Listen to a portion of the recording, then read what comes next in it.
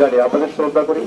তো সেই জায়গা থেকে আপনাদেরকে বলি যে আপনাদের যারা মুরব্বী তাদের সাথে আমার কথা হয়েছে, তারা আমার অফিসে আসছিলেন, অত্যন্ত সৌভাগ্যপূর্ণ কথা হয়েছে এবং আপনাদের যে দাবি দেওয়া বিভিন্ন কথাগুলো আমি মনোযোগ সহকারে শুনেছি এবং আমার সিনিয়র অথরিটি সবার সাথে কথা বলবো, আপনাদের এই বিষয়গুলো নিয়ে আলোচনা করবো এবং সফলভাবে সব জায়গাগুলোতে। এখন যে বিষয়টা সেটা হলো আমি আপনাদের কাছে একটাই প্রত্যাশা করবো, আপনারা সহাবস্থান বজায় রাখবেন, পরিবেশটা এমন করবেন না যে আইন শৃঙ্খলা পরিস্থিতি নিজেরা হাত তুলে নেবেন না, আইনকে শ্রদ্ধা করবেন, শ্রদ্ধা করলে আইন আপনাদেরকে রক্ষা করতে, আইন আপনাদের পাশে থাকবে আইনগতভাবে।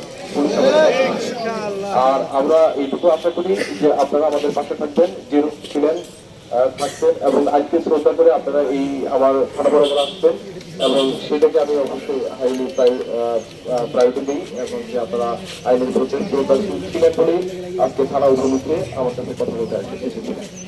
ধন্যবাদ সকলকে, সবাই ভালো থাকবেন। একটু পরে হয়তো সময় হয়ে যাবেন আমাদের। জি, আসসালামু আলাইকুম। এ পর্যায়ে সংক্ষিপ্তভাবে আমাদেরকে সান্ত্বনা দেওয়ার জন্য অনুরোধ জানাচ্ছি আমাদের সাভার উপজেলার সম্মানিত এসিলেন মহোদয়কে সংক্ষিপ্তভাবে আমাদের কিছু বলার জন্য। আসসালামু আলাইকুম। আপনাদের সকলের এখন যে সিচুয়েশন, আমি সবাইকে অনুরোধ করবো আপনারা ধৈর্যশীল হবেন, সহনশীল হবেন।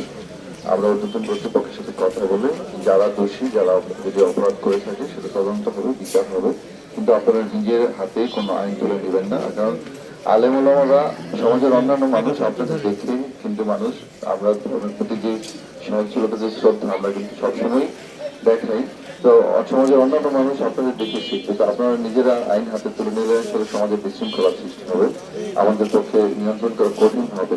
তো আমি আপনাদের পক্ষ থেকে, আমাদের উপজেলা প্রশাসনের পক্ষ থেকে আপনাদেরকে প্রতি আমার অনুরোধ থাকবে যে আপনারা ধৈর্যশীল ভাবে আপনারা ধৈর্য ধারণ করুন। অবশ্যই কেউ যদি অপরাধ করে থাকে তার বিচার হবে। ধন্যবাদ সবাইকে।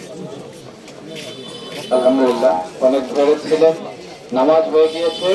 আমরা ইনশাআল্লাহ এখানে নামাজ পড়ে নিব বা পার্শ্ববর্তী মসজিদে নামাজ পড়ে নিব।